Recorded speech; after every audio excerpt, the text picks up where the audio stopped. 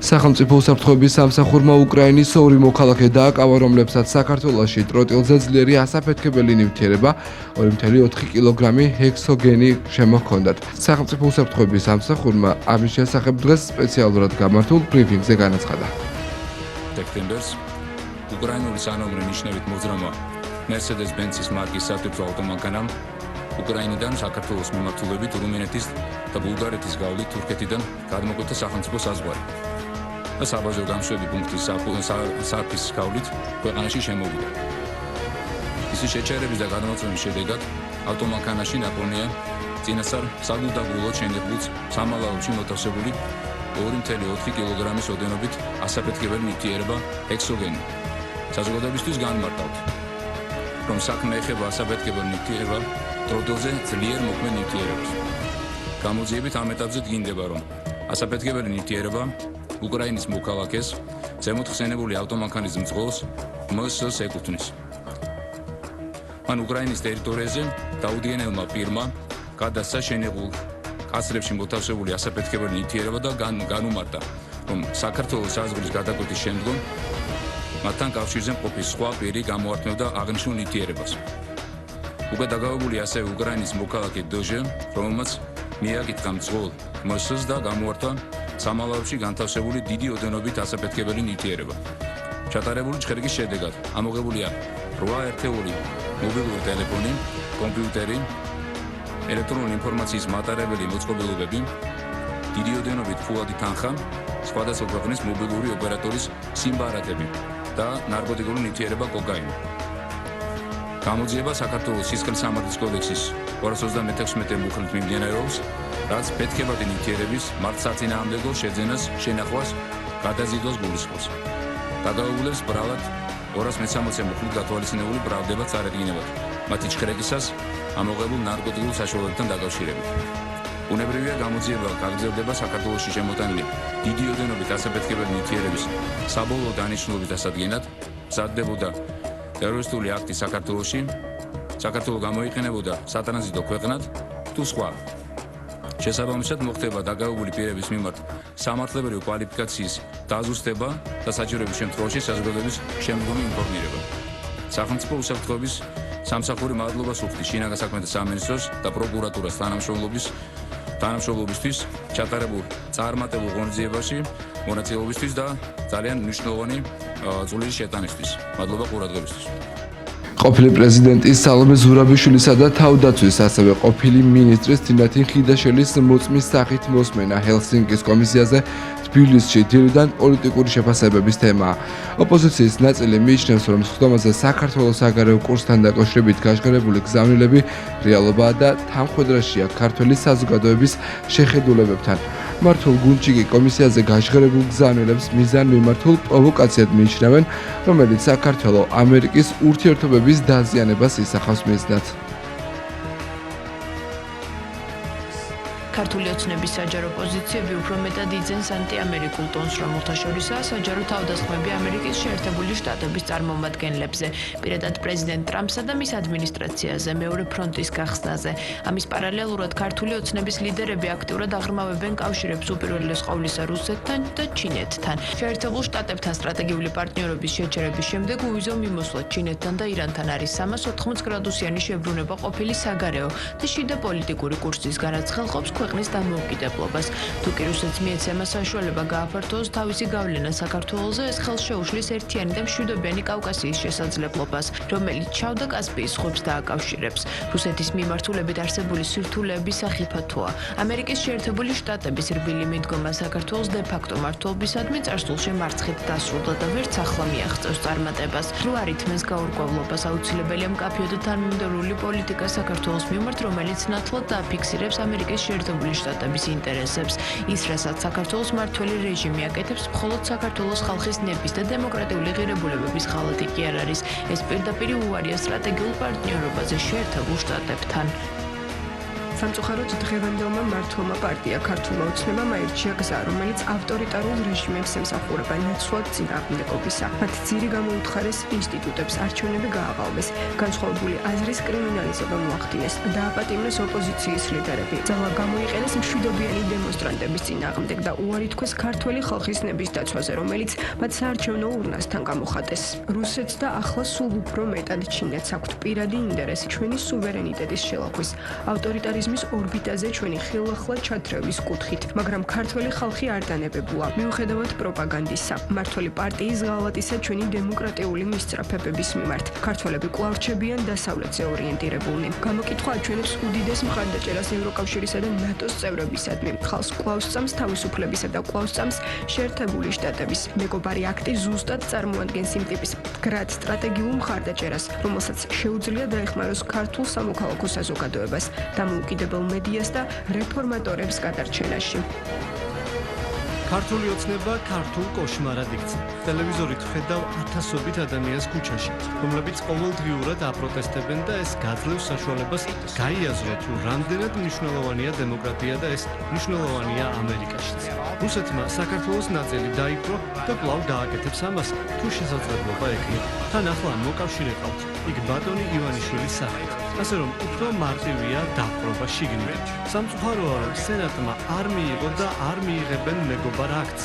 რაღაც პრობლემები იყო და შესაძლოა ეს დაკავშირებული იყოს ერთ კონკრეტულ დიდ ბიზნესთან, რომელიც პორტს აშენებს. ბატონი უილსონი მართალია.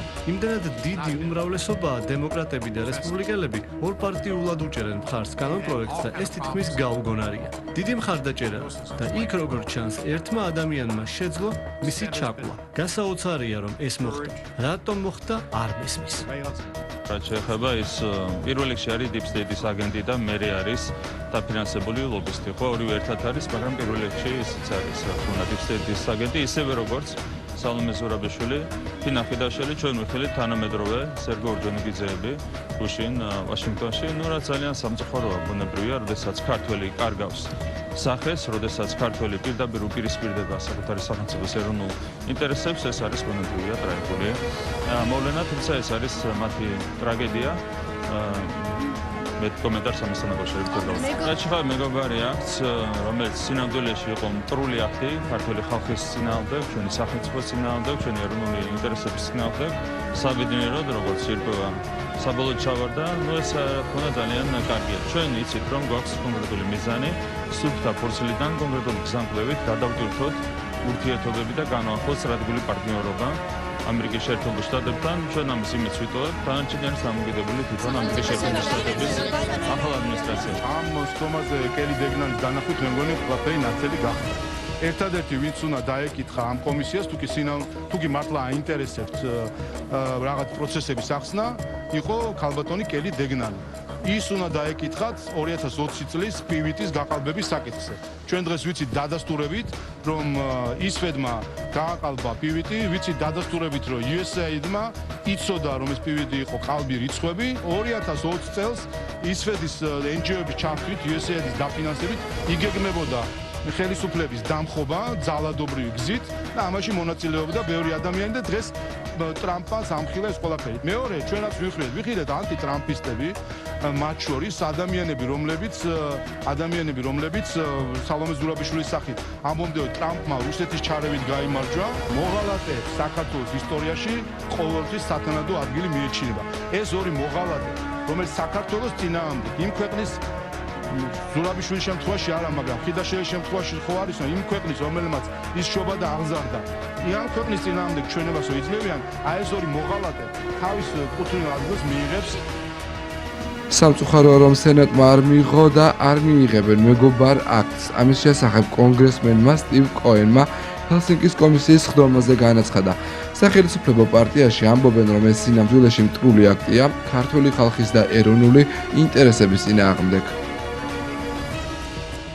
ჩემი აზრით ის ყველა გზავნილი, რომელიც ჭერდებოდა ქართული ოცნების საგარეო კურსთან დაკავშირებით, შესაბამისობაში მოდის დემოკრატიული თავისუფალი ქართული საზოგადოების იმ ნაწილის აზროვნებისგან, რომლებიც თვლიან, რომ ქართული ოცნების საგარეო მიმართულება არსებითად ანგრევს ქვეყნის შეზღუდვას გახდეს დასავლური ცივილიზაციის სრულფასოვანი ნაწილი. ჰელსინკის კომისიაზე კიდევ ერთხელ დადასტურდა ის, რომ ამერიკის შეერთებული შტატები დგას საქართველოს ეროვნული ინტერესების დაცვის სამსახურში და ქართულ ხალხთან, ამავდროულად ისიც, რომ არანაირი ლეგიტიმაცია არ ექნება ქართულ ოცნებას და ცხადია ვერ აღდგება ამერიკის შეერთებულ შტატებთან სტრატეგიული პარტნიორობა, თუ არ გათავისუფლდნენ პოლიტპატიმრები და არ ჩაინიშნა დემოკრატიული არჩევნები. ნამდვილად ვერ გეტყვით, რა იყო ქალბატონი პრეზიდენტის, მეხუთე პრეზიდენტის და ქალბატონი ყოფილი თავდაცვის მინისტრის მიზანი ჰელსინკის კომისიაზე, ეს არის მათი პერსონალური გადაწყვეტილება და ჩვენს შემთხვევაში რაც შეეხება შეფასების ნაწილს, ვინც უფრო მნიშვნელოვანია ის პასაჟი, რასაც ქალბატონი პრეზიდენტი თავის ლეგიტიმაციასთან დაკავშირებით პოზიციონირებს. როდესაც ის თავს აიდენტიფიცირებს ლეგიტიმურ პრეზიდენტად, ეს ნიშნავს, რომ ის არის საქართველოს ყველა მოქალაქის პრეზიდენტი და ის ფაქტორია, რომ გადაწყვეტილებით შეუდგეს, რომ ართმევს ადამიანებს თავიანთი კონსტიტუციური უფლებით გათვალისწინებულ შესაძლებლობას მიიღონ არჩევნებში მონაწილეობა და ვთქვათ, ის ერთადერთი ინსტრუმენტი, რაც არის დარჩენილი მოქმედი ხელისუფლების შესასუსტებლად ფაქტობრივად არ გამოიყენება. ჰელსინკის კომისიაზე გამოჩნდა ის, რომ ეს ორგანიზაცია არის დეპსეეთის ერთ-ერთი შემადგენელი ნაწილი. გამომდინარე იქიდან, რომ მის გადაწყვეტილებებში ყოველთვის ჩანს, რომ საქართველოს ჯერ ერთი არ აღიქვამს როგორც დამოუკიდებელ ქვეყანას და მეორეც უსამართლოდ აკრიტიკებს და პრაქტიკულად უგულებელყოფს ევროპის ინსტიტუტების იმ კვლევებს, რომელიც პირიქით პოზიტიურად აფასებს საქართველოში მიმდინარე პროცესებს. ის, რომ ჩინეთთან ურთიერთობას უპირატესობას ანიჭებს თავად შეერთებული შტატები და მის პრეზიდენტი ტრამპი, მის განცხადებებში და მის ვიზიტებში ჩანს პირდაპირ, რომ პოლიტიკური თუ ეკონომიკური კუთხით შეერთებულ შტატებს აქვს პრიორიტეტი, რომ ჩინეთთან დაალევოს ურთიერთობა. ეროვნული ბანკის ცენტრალური პროგნოზის მიხედვით ჩასული ჩინეთში მოისმინეთ ერთი მუჭა ხალხის მცდელობა, რომ კიდევ უფრო მეტად დაეზიანებინათ საქართველოს ამერიკის ურთიერთობები. არაფერი ახალი მათ განცხადებებში არ იყო, სიმართლე გითხრათ, გაცვდა უკვე ეს მცდელობებიც, ეს ერთის შეიძლება რაღაც რამდენიმე თვის წინ ყრილოდა ეს განცხადებები, დღეს არის გამწვდა მთლიანად. იმიტომ რომ არ ეფუძნება ეს რეალობას, არ ეფუძნება ფაქტებს, ეს არის ჩვეულებრივი ტყუილები. ისაუბრეს ისეთ თემებზე, რომელიც მათი აზრით იქნებოდა მნიშვნელოვანი კონგრესმენებისთვის თუ ამერიკული პოლიტიკური ელიტისთვის. სხვა დანიშნულება ამ საუბარს და რაღაც ტყუილების გაცვლას არ ჰქონდა. მით უმეტეს არ ჰქონდა ამ ქართული საზოგადოებისთვის, რომელმაც კარგად იცის სალომე ზურაბიშვილის წარსული და აწყვოც და თინათი ხიდაშენის წარსულის და აწყვოც. გორბის კვლევის შედეგები მმართველ გუნდს კიდევ ერთხელ არწმუნებს იმაში, რომ ოპოზიცია მძიმე მდგომარეობაშია. ქართულ ოცნებას და კახა ყალაძეს კი თვითმმართველობის არჩევნებზე კონკურენტი პრაქტიკულად არ ყავთ.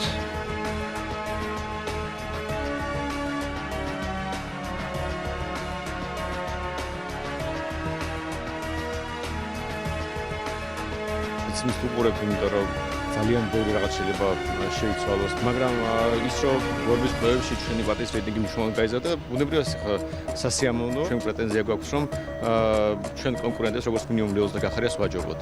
იმიტომ რომ თუ გავიცვალებთ რა მოხდა აგვისტოს შუა რიცხვებიდან მოყოლებული, გახარიას რაღაც ფაქტორი გაქცევა, ალამენტში შესვლა რაღაც ვარურაზროვნება, ლელოს ციხიდან გამოსვლა თვითონ თავის თვალსზე რო თქვენ რომ გავბანძდითო. კვლევა არ ჭირდება, ყოველდღიურად მაქვს შეხვედრა მოსახლეობასთან და ვგრძნობ იმ მხარდაჭერას, იმ თანადგომას, რაც ქართულ ოცნებას აქვს. პირდაპირ ვიტყვი, რომ ერთადერთი ძალა ვართ ქვეყანაში, ვინც ქართულ საქმეს აკეთებს, ვინც იცავს ჩვენი ქვეყნის ინტერესს და ქართველი ხალხის მომავალს.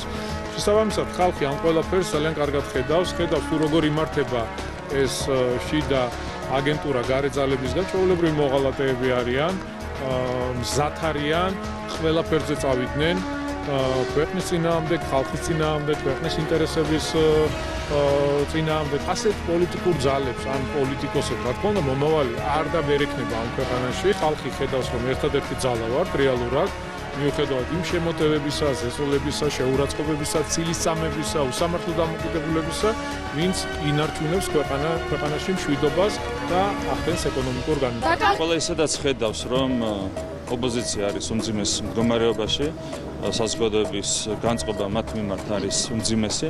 რა თქმა უნდა, ეს აისახება სოციოლოგიური კვლევის შედეგებში. ჩვენ გვაქვს ძალიან კონკრეტული ამოცანა 64-ზე 64 მუნიციპალიტეტში მერის და საგრებულოს არჩევნების მოგება, დამაჯერებლად მოგება და რაც შეეხება დედაქალაქს, აქ გვაქვს ძალიან კონკრეტული მიზანი. ეს არის ის, რომ პირველ ტურში დიდი უპირატესობით უნდა მოვიდოთ ეს არჩევნები. როგორც ხედავთ, კვლევების თანახმად, ჩვენ არათუ ახლოს ვართ ამ მიზანთან, პრაქტიკულად გარდაუვალია ამ მიზნის მიღწევა. კვლევების გარეშე ჩვენ შევხედოთ სხვა ნაწილს, ხომ? დღეს უკვე დასრულდა რეგისტრაცია, მათ შორის კომისიებში დასახელება წევრების და ასე შემდეგ. ნახეთ, რომ გახარია ლელოს ტანდემმა ვერ შეძლო კომისიებში 1600 წევრის მოძიება ვერ შეძლო დაესახელებინა. 28 ქალაქში კანდიდატი არ ყავთ და 430 მაჟორიტარი ვერ დაასახელეს ქვეყნის მასშტაბით. რეიტინგებშიც ეს ყველაფერი არის ასახული. ხალხი ამას ხედავს, რომ არის მცირე ექსტრემისტების ჯგუფი, რომლებიც ღამე დაიარებიან და ძალადობენ და იმიტომაც ძალადობენ, რომ ისინი თავად ხვდებიან, რომ ცოტანი არიან და ექსტრემისტები რომ არიან. ასე რომ ეს ყველაფერი აისახება რეიტინგებშიც. მელიქიშვილის გამზირზე 8-9 სექტემბერს განვითარებულ მოვლენებთან დაკავშირებით სამ დაკავებულს პროკურატურა ბრალს სავარაუდოდ დღეს წარუდგენს. ამის შემდეგ მათთვის აღკვეთის ღონისძიების შეფარდებაზე უკვე სასამართლო იმსჯელებს. სხვისი ქონების დაზიანება 150 ლარისევით ღირებულების თუ არის შესაბამისი ნივთი არის სისხლისამართლის დანაშაული. ჩვენ არ მოგვიგონია 35 წელი ასე ითქვა. დანაშაული არის დანაშაულისთვის ნებისმიერი ადამიანი უნდა დაიწყოს. გუშინ დაკავებული იქნა 3 პირი. აქედან ერთი პირი არის ნაცი აქტივისტი ტიტუშკა, რომელმაც დააზიანა 3 ვათქო. აქედან 2 არის ჩვენი ორგანიზაციის პარტიის მხარდამჭერი, მაგრამ სამართალი ყოველას მიმართ უნდა მოქმედებდეს, რა თქმა უნდა, თანაბრად. არიან გონდული ძალები, გონდული ტელევიზიები, რომლებიც ამტკიცებენ, რომ შტაბი მივიდა ნაც ტიტუშკებთან. სინამდვილეში რა მოხდა? თქვენი ტიტუშკები, ნაცი ტიტუშკები, ნაცი ორგები მივიდნენ ჩვენს არჩევნო შტაბთან, იგინებოდნენ, ბილდსიტყვაობდნენ, უბინძურესი სიტყვებით საუბრობდნენ, ქალიან კაციან. ესენი იყვნენ დაკომპლექსებული ადამიანები, მოკაცო ქალები და მოქალო კაცები, და ამ კომპლექსებს ანთხოვდნენ ამ ბილდსიტყვაობით. ნებისმიერი ქალის მიმართ ძალადობა, თუნდაც მას არ ქონდეს ქალის სახე, თუნდაც ის ბილდსიტყვაობდეს, ნებისმიერი ქალის მიმართ ძალადობა არის დასაგმობი ეს ერთი და მეორე, აი ამაზე მინდა გიპასუხოთ, გუშინ დაკავებული იქნა შესაბამისი პირი, რომელმაც ქალზე იძალადა. ერთი შემთხვევა იყო, როდესაც ქალზე იყო ფიზიკური შეხება და ეს ადამიანი არის დაკავებული. ამიტომ არა მარტო გმობთ, არამედ ზომებსაც იღებს ხელისუფლება. პროვოკაციებს აქვს ერთი მარტივი მიზეზი, რამენაირად დაბრკოლებები შეუქმნან ქვეყნის განვითარებას, ვერ აღერსებიან ამას. ხედავთ, რომ ყველაფერი ვითარდება, ეკონომიკაც ვითარდება, ქვეყანა ვითარდება, ჩვენი ქალაქი ვითარდება, სოფლები ვითარდება, ყველაფერი ვითარდება, რა თქმა უნდა, ისინი თავიანთ მიზნებს ვერ მიაღწევენ. კანონი ახლა ყველა წინაშე ერთნაირად მუშაობს, ხო?